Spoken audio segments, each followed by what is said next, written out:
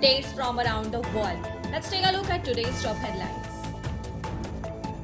Breaking news coming from UK. Barclays customers are experiencing intermittent errors with payments and transfer for a second day after serious IT problems that also affected the bank's app on online banking. Barclays is one of the UK's largest banks with over 20 million UK retail customers. Three Israeli hostages held by Hamas since 7 October 2023 were freed today in the fourth release of hostages since the start of the ceasefire deal on 19 January. Israel later released 183 Palestinian prisoners that had been held in its jail, who were made by jubilant crowds in the occupied West Bank and Gaza Strip. It might rain in the UAE today according to a forecast issued by the Met Office yesterday. The weekly forecast by the National Centre of Meteorology (NCM) indicates that cloudy weather and rain are expected in Abu Dhabi, Dubai, Sharjah, Ajman, Al Quwain, Ras Al Khaimah and Fujairah. The NCM forecast also indicates that a slight drop in temperature is expected on Sunday at a difference of 1 to 2 degrees Celsius. Gold prices have been speeding up their gains in the last week and forcing assessed holders to give serious thought on whether now might be a good time to sell. While selling gold can provide immediate funds, pledging it for a loan may offer a more profitable and less permanent solution, particularly when gold prices are high.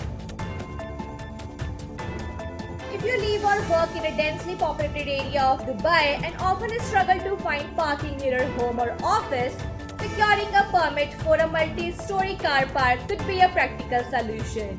Operated by Dubai's Public Parking Authority, Park in PJSC, these car parks are accessible 24/7, offering a convenient alternative to on-street parking. For a seamless experience, you can enable auto pay via Parking app.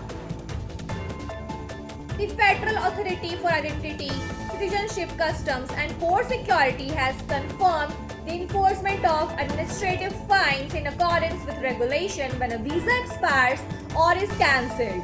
The authority clarifies that issued visa remain valid for 60 days from the date of insurance before entry in the UAE.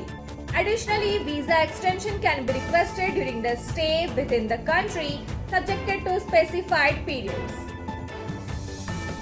In a major tax reform, India has raised the no income tax ceiling to rupees 1.2 million from rupees 7 lakh. The country's finance minister Nirmala Sitharaman has announced.